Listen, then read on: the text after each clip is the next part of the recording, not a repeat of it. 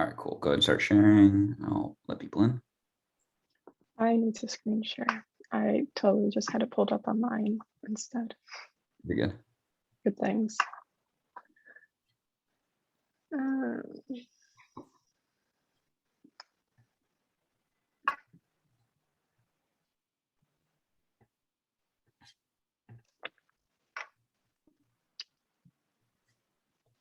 Hi, everyone. We're just going to give it another minute for people to sign in.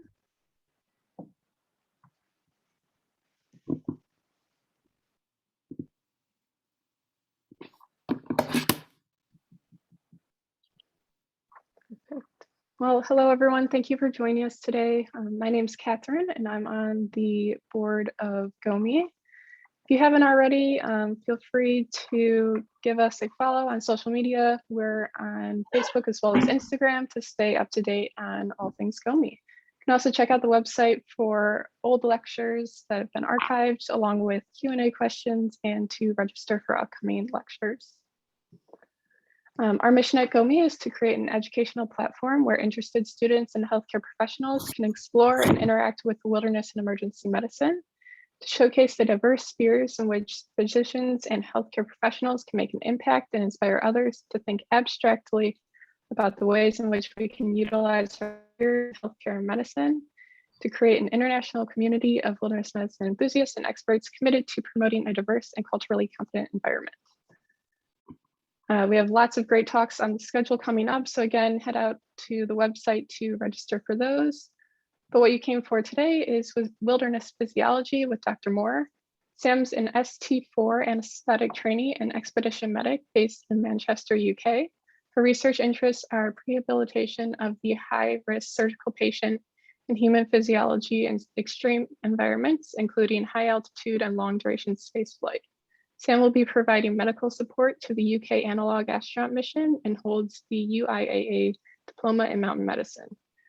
Outside the hospital, she's a mediocre but enthusiast climber and has volunteer roles with British Exploring, the Youth Adventure Trust, and the Social Mobility Foundation, focusing on widening participation and personal development. She is slowly learning the importance of a growth mindset and is trying to practice what she preaches. So please help me in welcoming Dr. Sam Moore. And Dr. Moore, it's all you. Go ahead and take it away.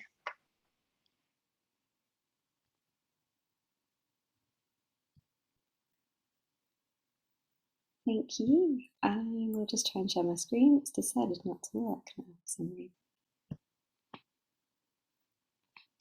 Let me try again.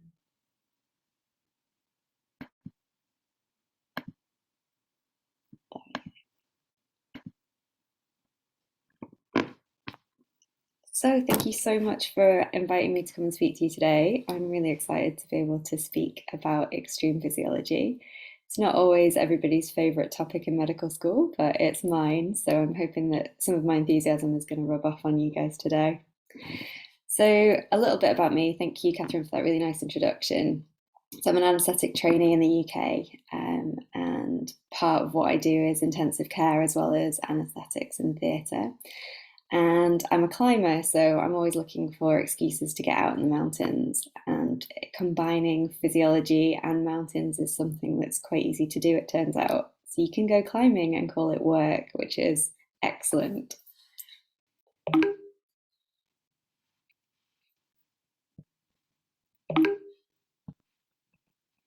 So I'm going to talk a little bit about physiology in different environments. And the first thing I'm going to talk to you about is high places. So this is probably the thing that I have the best background in of all the things I'm going to talk about today. So altitude medicine and high altitude research is something that I'm particularly interested in. And we'll have to talk a little bit about what is altitude. So it's something that I struggle to get my head around. And I'm going to apologise because I've got the figures here and the kind of values that we use in the UK. So when we're measuring pressure, we tend to talk about either atmospheres for atmospheric pressure or kilopascals. So you might have to do a bit of quick maths to translate that into whatever. If you were used to working in millimeters of mercury, you might have to do a bit of quick maths to change these figures over. But you can get the rough gist of us being at sea level here at 0 meters is about 1 atmosphere of pressure. And as we go down depths of about 10 meters, we increase our atmospheric pressure by about an atmosphere by every 10 meters. And then as we ascend the atmospheric pressure decreases. So we can imagine that if we had a balloon at sea level that was filled with air, as we went down to depth, that balloon would shrink in size, and as we ascended, it would grow in size as the molecules move further apart or closer together, depending on the pressure. So the thing I couldn't ever get my head around with physiology at altitude is the percentage of oxygen. So we're used to air having 21% oxygen at sea level. And as we ascend to altitude, everybody knows that the air is thinner, and people seem to think that there's less oxygen. It's actually the same percentage of oxygen, it's just that the molecules are further apart. So as you're taking a tidal volume breath of, say, 500 mils, you're actually just getting fewer molecules of oxygen with each of those breaths. And that's what we mean when we talk about hypoxia at altitude. Well, why do we care about that? Well, we care because people desaturate when they go high. So we normally talk about altitude in terms of being above 2,500 meters. So we call that high altitude. And usually an average person who's healthy, their SATs will be somewhere between 85 to 90%, somewhere around 2,500 meters. Very high altitude is over 3,500 meters, and people's SATs tend to be above 80% on the whole. Extreme, we're hitting nearly 6,000 meters, and that's when we really start to see that desaturation. So people's arterial oxygenation is sometimes around 75% there. And then as we ascend into what we call the death zone above 8,000 meters, people's SATs can be around 55%. And we'll talk a little bit more about how much that varies later on. So this is the Acclimatized lift in just above Chamonix. So this is about 3,800 meters. And you can see that people here are walking in little chains. I think you can see from the picture, there's little chains of people walking around, and they're roped together because this is a glacial area. There's lots and lots of crevasses in this glacier. So people travel in a roped formation to stop themselves from falling down crevasses, or to be able to rescue their friends when they fall down crevasses.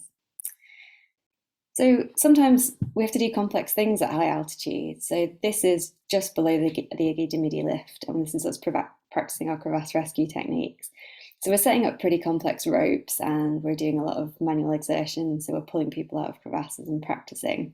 And you can see here from our SATs probe that a normal healthy person has got SATs of 85% and a heart rate of 115, just standing around at this kind of altitude, but functioning very normally, very able to tie knots and sort out their crevasse rescue.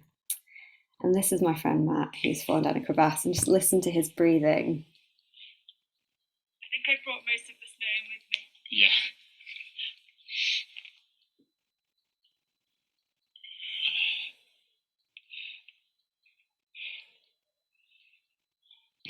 So hopefully you could hear from that video, Matt's a pretty fit guy, and his breathing's pretty laboured, and all he's doing is hanging around on the end of a rope here, and he's not doing a huge amount of exertion. His breathing's pretty laboured. And we know that as we ascend to altitude, we're becoming hypoxic, and our first response to that is to increase our respiratory rate. So we increase both our respiratory rate and also the depth of breathing. So we increase our tidal volumes and our minute ventilation. And when we do that, we're trying to counteract some of that hypoxia by breathing in more oxygen molecules. We're also obviously exchanging carbon dioxide, and so our carbon dioxide arterially falls. So you get hypocapnic, and with that your pH rises. So you get this respiratory alkalosis at altitude, and that's an initial compensatory mechanism. So a little bit of history about altitude research. Some of you might recognise the chap in the middle of this picture. He's pretty famous. So this is Edmund Hillary. And we've got Griff Pugh on the left-hand side of the screen. And the chap with the goggles on his head and the quite jaunty hat is a doctor called Jim Millage. He's a British doctor. And the reason I love this photo is because it was taken during something called the Silver Hut expedition. So this is a Silver Hut. I don't know if you've heard about it or not, but if you haven't, I really urge you to go and look this up, because it's just an incredible story. So this is probably the first serious altitude research expedition that was ever undertaken. It was 1960 to 1961. It was about 5,500 meters, and it was situated in between Anadablam and Mingbola, so up in Nepal. And what they did was they set up this research station, and they stayed there for 6 months over winter. which is pretty phenomenal and probably outside of the range of anything that had been done at the time. And it being the 60s, they took their skis up with them and they skied around on the glaciers and they did all kinds of very dangerous things. But what they also did was a lot of altitude research. So they were some of the first people to study hypoxia at altitude. And a lot of what we do now really is we're standing on their shoulders. Jim Millage is still alive. He's 91 this year. So there are some talks online of him speaking if you ever get the chance to listen to him. He's an incredible speaker. I'd really recommend it. But this story is just, for me, totally phenomenal. That in the 60s, they managed to carry all of their equipment and this hut up there and stay up there for 6 months. Edmund Hillary did have a stroke a bit later on, but we'll ignore that bit. So moving on to slightly more recent altitude research, this is the Extreme Everest 2 expedition. So this photo was taken on the balcony of Everest, around about 8,400 metres, just a little bit less. And what they were doing up there was probably one of the most interesting things that's been done at altitude for quite a long time. And they took femoral arterial gases from each other. So that's what they're doing in this little tent. And the results of their femoral arterial gases are these. So again, these are in UK figures, so it might be a little bit difficult to understand in terms of kilopascals. I know that a lot of people use different units of measurement. But what we're seeing here is the blood gases from femoral arterial stabs of 4 adult males, and they were taken at altitude. And what we can see is they are extremely hypoxic. So if you look at their sats, for example, 68%, 34%, 43%. These values are things that if they came into your emergency department, you'd be seriously worried about these patients. But these guys were functioning just fine. They were taking femoral arterial stabs of each other, so they were obviously working at a high level. And I think what these gases show us really nicely is some of the physiological things that happen when you acclimatize at altitude. So we talked already about having increased hypoxic drive, so increased respiratory rate, and you blow off a lot of CO2. We can see their CO2 values are extremely low. So for just in case you're not familiar with the kilopascal measurements, a normal CO2 would be sort of 4.5 to 5.5, something like that. So these are all extremely low. And with that, we've got a raised pH. So they've got this respiratory alkalosis pattern that we talked about earlier on. Another thing to look at is their hemoglobin. So the fourth line from the bottom, their hemoglobin values are enormous. And that's because they've been producing increased erythropoietin and making more red cells while they've been acclimatizing, while they've been up on Everest. So these are values that would probably shock you if they walked into your emergency department, but at altitude are completely normal. And I think that's just something, it's given us a lot of food for thought, particularly in intensive cares and thinking about some of the dangers of hyperoxia and how much we worry about hypoxia and whether or not we should do if you can have values this low and still be okay. So I just think these are really interesting values. The reason that their bicarbonates are all very low is because one of the things that your body does to try and compensate for your respiratory alkalosis is it tries to reduce the amount of bicarbonate you've got in your blood, so you just wee it all out. And so that's why all the bicarbonate levels are all really low as well. It's just their body's trying to compensate for this respiratory alkalosis that they've got. So these are 2 videos that I think are really interesting, and it's research done on the same trip. So they were looking at the microvasculature and the adaptations to altitude in lowlanders and Sherpas. So on the right-hand side, I'm not sure which way this is showing on your picture. So on the left-hand side of my screen, I've got sublingual infrared pictures of the blood vessels, and you can see the little black dots that are going through are hemoglobins, and they're moving relatively swiftly. When you look at them, they seem to be sort of moving relatively well. But when you compare them to that of a Sherpa, which is the picture on the right-hand side of the video, on the right-hand side, you can see that actually the microcirculation of a lowlander who's acclimatized to altitude is extremely sluggish compared to that of a Sherpa. And you can see how offloading of oxygen might be much easier for someone who's got the right genetics for operating at altitude. So the blood gases, just in case you're interested, came from this paper from the New England Journal of Medicine, so you can look them up for yourself. So we'll move on to cold. So these are some other blood gases that came from another extreme situation. So this is Anna Bagenholm, I'm probably pronouncing her name wrong. And she was unfortunate enough to fall into a waterfall gully while she was skiing off-piste. She fell headfirst and she fell under the ice. So her friends tried to extract her that were skiing with her and they couldn't get her out. So they called the emergency services. And within about sort of 45 minutes, she went from struggling under the ice to completely being still and stopped struggling. About 10 minutes after that, the rescue team arrived. They managed to extract her from the ice and they started CPR because she was in cardiopulmonary arrest. About 20 minutes later, the air ambulance arrived. They intubated her and they went her into a helicopter. They continued CPR for the transfer and they were ventilating her with 100% oxygen. When she arrived at the hospital, she was asystolic and she had dilated and unresponsive pupils with no spontaneous respiration. So what they did was they measured her temperature and her temperature was 13 degrees, just over 13 degrees Celsius. So they put her onto cardiopulmonary bypass and they started to rewarm her.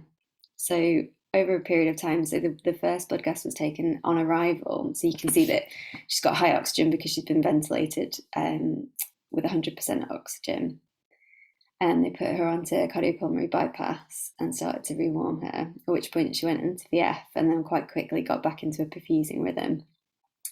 So these blood gases really are just there because I think they're some of the most extreme blood gases I've ever seen from someone who survived anything like this. So she went on to ECMO for 5 days after this, and then was they tried to extubate her. She got relatively quick neurological function back, but she failed being extubated and had a tracheostomy put in, and then was weaned off ventilation and transferred to a rehab unit. And the interesting thing about this lady is that she's a doctor, so she is working, she's hiking and skiing, and she's, apart from a little bit of residual neuropathy of her upper and lower limbs, she's completely back to normal. So she was in cardiopulmonary arrest for nearly 2 hours, and she had the lowest recorded core temperature of any adult who survived. So I think she's quite an interesting case. The thing that's interesting, I think, about her is that the fact that she fell while she was skiing into an ice gully, and she actually fell into flowing water that was cold. And so we think what happened was that her brain cooled extremely rapidly. And so her metabolic rate and metabolic demands of her brain were extremely low. And then she went into cardiac arrest because of hypothermia rather than because of another primary cause. And because of that, that's why she had such a good neurological outcome. So I think these are just very interesting blood gases. And this is the paper that it came from, just in case you're interested in having a little bit more of a read about her.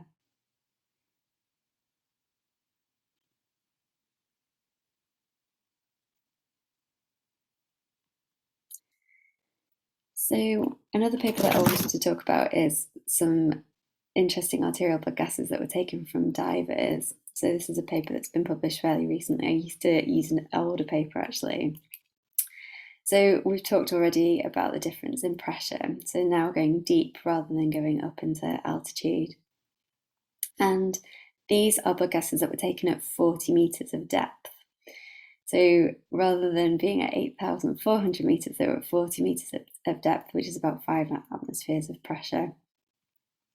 This is the chap who's got the world record for the deepest breath hold dive. So he's been to 214 meters on a single breath.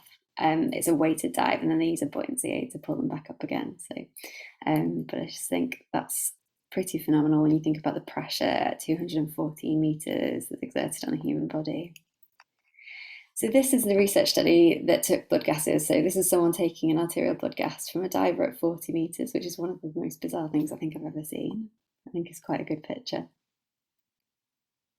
They had a protocol, obviously.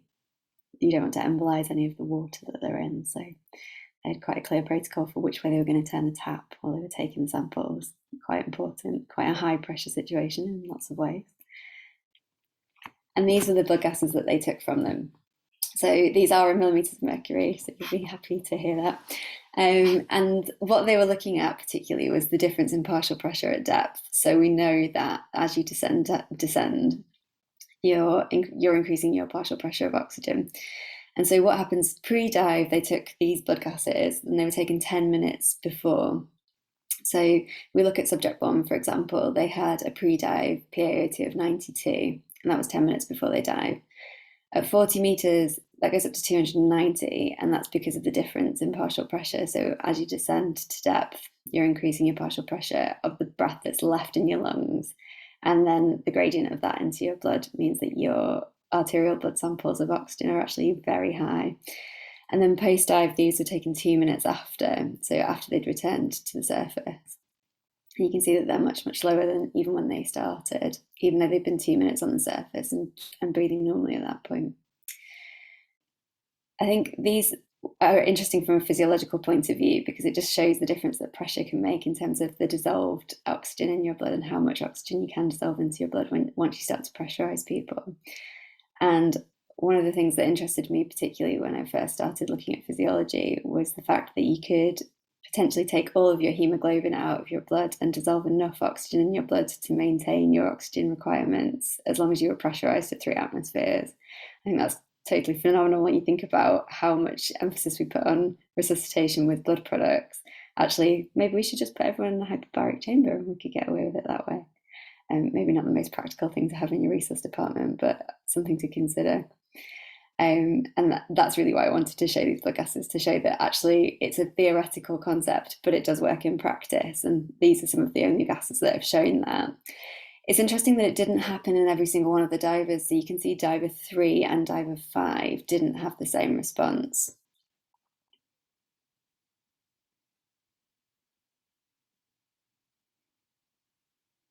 So it's not necessarily true of all people. And I think that that's something that the people who did the study are going to look into a little bit further.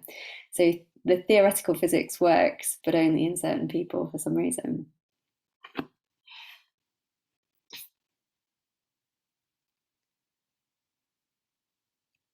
And then this is the paper that it came from if you're interested in having a little bit more of a read.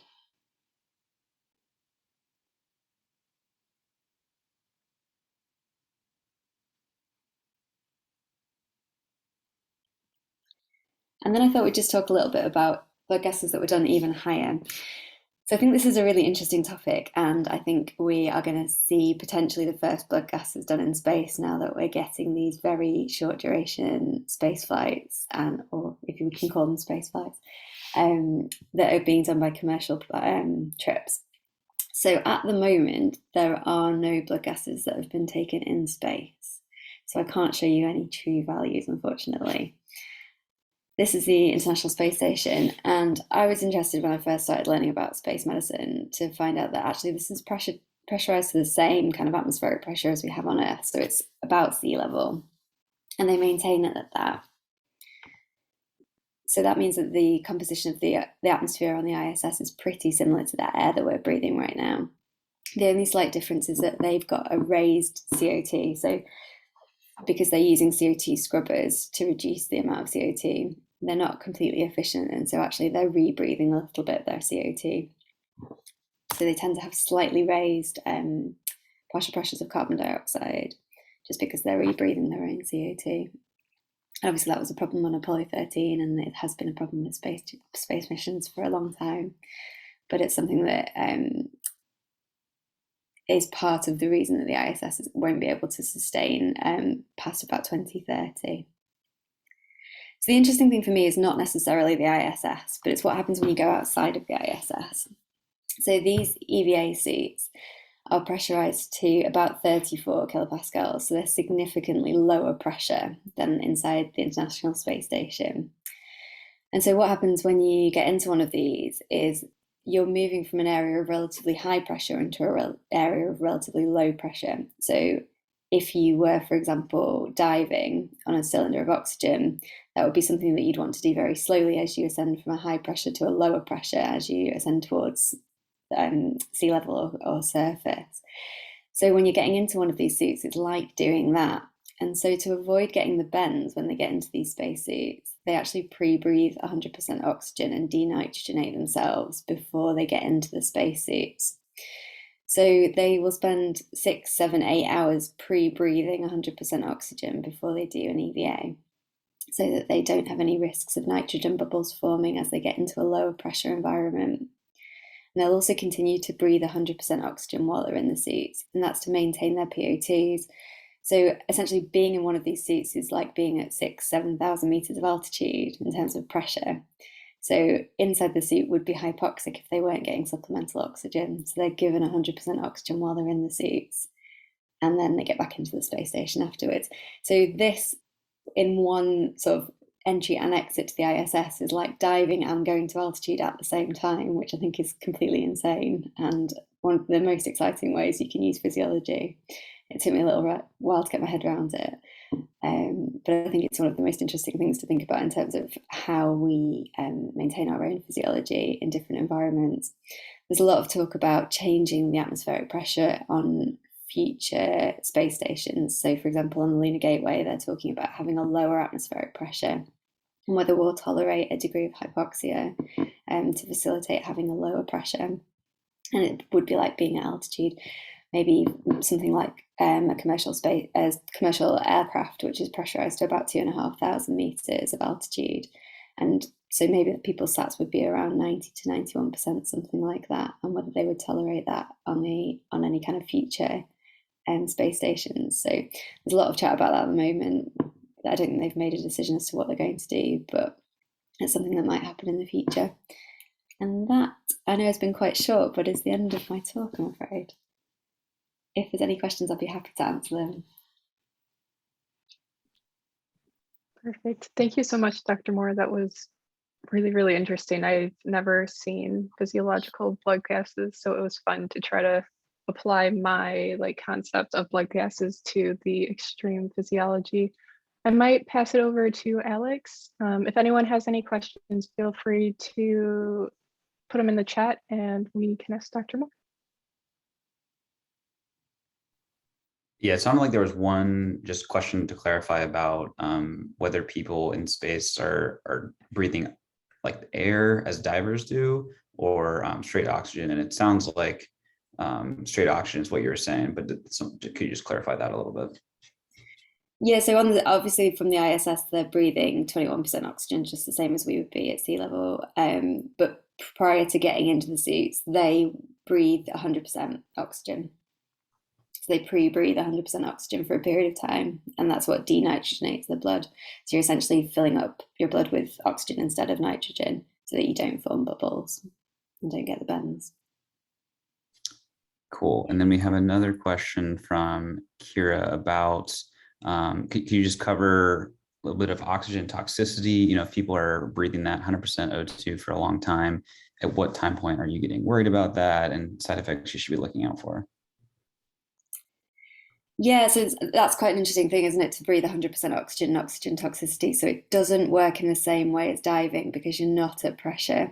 So you're not getting if you were to measure their arterial blood gases, breathing 100% oxygen, they wouldn't have hyperoxia. So they're at less risk of getting oxygen toxicity because they are not at depth. So although it's like diving, it's kind of almost the opposite. So you think of someone who's in an EVA suit as being at altitude and receiving supplementary oxygen rather than being in a diving suit and being at depth. I don't know if I explained that very well, but their risk of oxygen toxicity is not the same as diving on oxygen. So it's kind of like it balances out, is kind of what you're saying. Yeah, exactly. So essentially their blood gases would probably be relatively normal. Their PaO2 would probably be quite normal. Cool. I had one question, just thinking about, seeing the hemoglobins for the people who are living at altitude or, up on Everest. Is there a risk of hyperviscosity and stroke, thinking about like polycythemia vera and people in like Sherpas and things like that? Yes, they don't see it in the Sherpa population. Sherpas don't tend to run a particularly high hemoglobin. Acclimatized lowlanders do for a number of reasons. So the first thing is that you tend to diurese to increase your hematocrit when you initially go to altitude. So that sort of artificially pushes up your hemoglobin. And the other thing is that you make more EPO, and so you make more hemoglobin actually itself. And yes, so you do have hyperviscosity, and I think you can see that in that kind of microvascular picture when you look at how sluggish those red blood cells are going around the microvasculature. Is there an increased risk of stroke? Maybe. We don't really know. And I think probably the reason we don't know is that sort of traditionally the people that have gone to altitude have been relatively young and fit and probably have not had the same risk of stroke. What's going to be interesting, and what is interesting for me as a medic and taking people to altitude, is that the people that we're taking to altitude are increasingly comorbid. So we're looking at taking people who've already got underlying cardiovascular disease to altitude, and that's happening on a semi-regular basis, doing things like Everest Base Camp or the Annapurna Circuit, something like that. And so probably they are at increased risk of strokes, and some people would advise them to take things like aspirin, or to potentially even take things like low molecular weight heparins to reduce that risk. But I don't think we've got enough evidence or enough data to say that yes, you are at increased risk. But yeah, I mean, if you think about Virchow's triad and things like that, your blood is essentially being more static than it would normally be. Yeah, that is really interesting. Thanks for answering that. We have one from Amy Schamberger about asking you to restate the mechanism of injury for the hypothermic climber. So she fell in a crevasse. So if you think about the picture that I showed you about all those people that were walking in a line that were all roped together, that's how you'd normally sort of travel across a glacier. And you would do that even if you were cross-country skiing. If you were in a place where you had a lot of risk of falling in a glacier. But obviously on skis, that's not highly practical. So sometimes people will just ski and fall down crevasses. So that happens quite frequently. And usually you would set up some kind of rope system, the same as I showed you in the picture, to try and get the person out, but her friends couldn't get to her. So she was trapped under a layer of ice almost, and they physically couldn't get her out. So she was in the crevasse in kind of cold running water for quite a long period of time, so about 20 to 30 minutes before she was rescued. So she got hypothermic very quickly.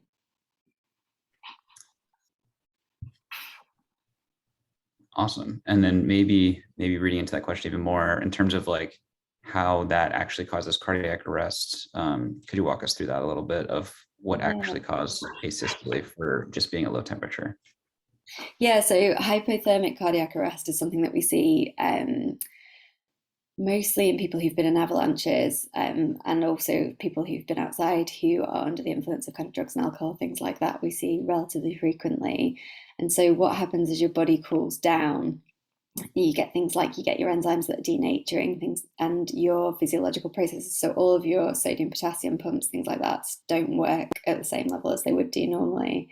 And so you tend to get hyperkalemic cardiac arrest. So you get this kind of like efflux of potassium, and you tend to get VF, and then you tend to get cardiac arrest.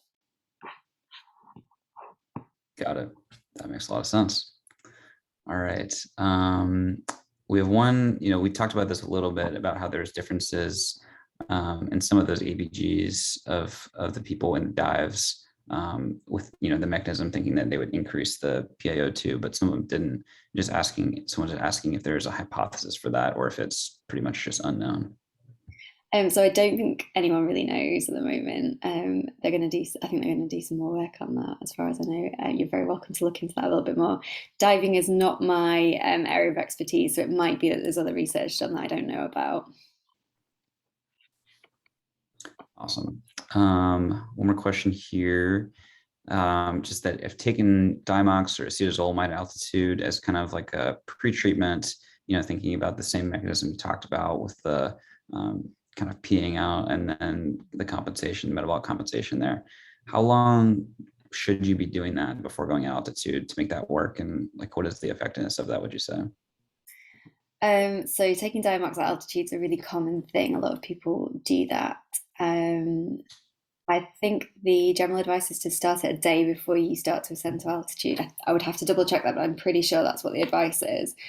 And what it does is it sort of offsets that respiratory alkalosis. That's what it's trying to do, basically, by obviously diuresing you. I think as an expedition medic with a different kind of hat on, I know a lot of people take it as prophylaxis and people take it routinely. It's got a number of side effects, and it's not something that, if you've never been to altitude before, I wouldn't say just start taking it definitely before you go if you don't know what you like at altitude. It's nice if you know that you're very likely to get symptoms of AMS, or you get symptoms of AMS, you can still start taking it. You don't have to start taking it before you go to altitude. So it's a personal decision as to whether or not you take it. I personally don't, but I know a lot of people do.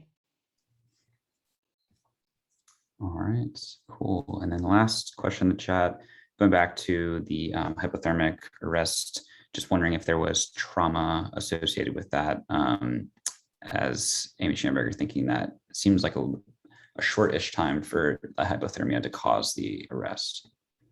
Yeah, so there wasn't any significant, I mean, she had minor trauma, but she didn't have any significant trauma that caused her to arrest, so it wasn't a traumatic cardiac arrest. So we're very sure that this was a hypothermic cardiac arrest, because she was seen to be struggling under the ice, and then as she cooled down, she stopped struggling and then arrested. It does seem like a short space of time, but I think that is actually the key feature as to why she did so well, was that she became hypothermic extremely quickly. So water and being wet really rapidly increases the speed at which you cool down in terms of your core body temperature. So the fact that she was wet in wet running water that was continually washing over her was what contributed to her cooling so fast. And that's actually what saved her life in the end, was that her brain cooled as rapidly as it did. So I agree, it seemed like a really short space of time, but it was hypothermia. Awesome, thanks for clarifying that. Well, I think that wraps up, unless anyone has any questions. Speak now or forever hold your peace. Thank you so much, Dr. Moore. That was a really cool talk, and I agree with Catherine. I love seeing the ABGs and just kind of walking through it. So thank you so much. For everyone else, I dropped our website, gome.org. Like Catherine said, you can find us on Instagram and Twitter. If you want to watch this lecture again, pass it on to friends, or watch prior lectures. Thanks for coming, everybody. Thanks a lot for having me.